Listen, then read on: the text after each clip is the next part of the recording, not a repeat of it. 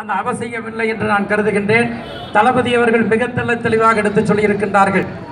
ஆகவே இன்றைக்கு தமிழ் திருநாடு முழுவதும் இன்றைக்கு மாவட்ட தலைநகரங்களில் தமிழினத்தின் ஒப்பற்ற தலைவராக இன்றைக்கு இருக்கக்கூடிய தலைவர் கலைஞருடைய வழியிலே அன்பிற்குரிய தளபதி அவர்கள் இன்றைக்கு இந்த உண்ணாவிரத போராட்டத்தை முதல் கட்டமாக இன்றைக்கு தொடங்கி இருக்கின்றார்கள்.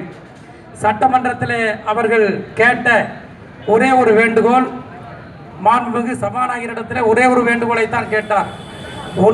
ஒரு வார காலத்திற்கு நீங்கள் சட்டமன்றத்தை ஒத்திவையுங்கள்.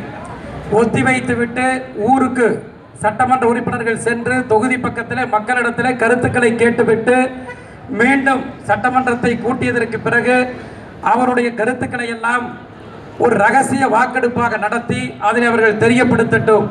நீங்கள் சபையினை ஒத்திவைக்க வேண்டும் என்று சொன்னார். ஒத்திவைக்காமல் சட்டமன்றத்திலே ஒரு மிகப்பெரிய தமிழகத்தினுடைய வரலாற்றிலே இதுவரை ஏற்படாத வகையிலே ஒரு மிகப்பெரிய ஒரு ஜனநாயக படுகொலையை ஒரு கருப்பு நாள் என்று வர்ணிக்கத்தக்க வகையில் அன்றைக்கு ஒரு நிகழ்வு நடைபெற்றதை கண்டித்து இன்றைக்கு இந்த உண்ணாவிரத போராட்டம் நடைபெற்றுக் கொண்டிருக்கிறது. திருச்சி மாநகரிலே நம்முடைய அன்பிற்குரிய தளபதியினுடைய தலைமையிலே எழுச்சிமிக்க உண்ணாவிரதம் நடைபெற்றுக் கொண்டிருக்கிறது. தமிழ்நாடு முழுவதும் இன்றைக்கு மக்கள் ஆர்ப்பணித்துக் கொண்டிருக்கின்றார்கள்.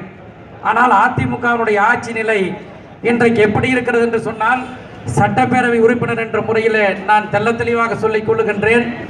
எப்படி ஒருவர் அடிபட்டு உதைப்பட்டு அவர் உயிருக்கு போராடுகின்ற நிலையிலே ஒரு ஐசி யூனிட்டில், அதாவது ஐசி யூனிட்டில் செயற்கை சுவாசம் பொருத்தப்பட்டு அவர் எப்படி மருத்துவமனையில் அனுமதிக்கப்பட்டிருப்பாரோ அப்படித்தான் தமிழ்நாட்டுடைய ஆட்சி இன்றைக்கு தமிழகத்தில் இருந்து கொண்டிருக்கிறது என்பதை நான் தெளிவாக சுட்டிக்காட்டிக் கொண்டிருக்கின்றேன். எப்பொழுது வேண்டுமானாலும் இந்த ஆட்சிக்கு உயிர் போகலாம், எப்பொழுது வேண்டுமானாலும் இந்த ஆட்சி கவிழலாம் என்ற நிலைமையிலே தான் இன்றைக்கு இந்த ஆட்சி நடைபெற்றுக் கொண்டிருக்கிறது. அதிமுகவினுடைய சட்டப்பேரவை உறுப்பினர்களை பலரை சட்டப்பேரவையில் அந்த ஒத்திவைத்த நேரத்தில் நான் உள்ளே இருக்கக்கூடிய அந்த தேநீர் விடுதியிலே சந்தித்தேன். அப்படி சந்தித்த நேரத்தில் அங்கே நடைபெற்ற நிகழ்வுகளை எல்லாம் பார்க்கின்ற நேரத்தில் நிச்சயமாக சொல்லுகிறேன், உறுதியாக சொல்லுகிறேன், ஒரு 2-3 மாத காலம் கூட இந்த ஆட்சி நிலைக்காது என்பதை நான் திட்டவட்டமாக சொல்லிக்கொள்ள கடமைப்பட்டிருக்கின்றேன்.